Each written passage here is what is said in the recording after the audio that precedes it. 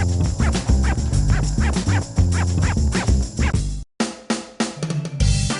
Al Roker of The Today Show, and you're watching My Long Island on FiOS 1. The idea here is if we improve the crossing, over the New York Harbor, it doesn't have any regional effects. Right now, the New York area, the New York metropolitan area, only receives 2.8% of its freight by rail. Everything else is trucks. Well, we invited the person in the Port Authority that has authority and a lot of knowledge about the cross-harbor float terminal that they purchased. They also purchased the railroad in Jersey that connects it. So they're in a great position to make this all happen so we can get freight into Brooklyn and then subsequently to Long Island. It affects Long Island because it takes a lot of trucks off the road. If we can get rail freight yards fleshed out in various places using this kind of technology, it's really something we did a century ago, but it's been underused.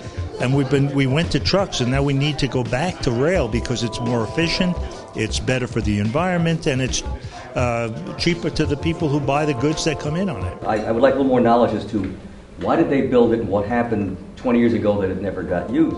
Today's presentation was spot on in terms of the fact that truck traffic is really choking the roadways and effectively choking the economy on Long Island, and that we need to find an alternative to truck transportation, and rail is really the only answer.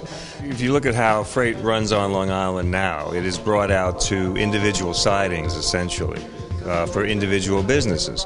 And trains, New York and Atlantic has to bring out a train. It will stop periodically, unload that car, pick up an empty. All the while doing that, it has to dodge commuter trains. With our terminal, you can literally take a single train from, let's say, the Fresh Ponds yard right to our yard without ever having to stop. So we can, and we've talked to the Long Island Railroad about this, they can actually dispatch a train coming to us right in between two commuter trains any time of day. We don't have to dodge them because we're going from point A to point B with no intermediate stops. We've got some good energy, good enthusiasm, and I think it's the right time for the rail industry to expand and grow. So it's a pleasure to be here. Thanks. LIFT focuses on creating economic development and economic growth for small and medium-sized businesses, and the types of programs and potential projects that we spoke about today, I believe will enhance and provide Long Island businesses opportunities to provide their products, their technology, as well as hopefully grow jobs in the region. It's not only bringing goods onto the island, but we have over 3,400 manufacturers. We have a wonderful agricultural business in Suffolk County.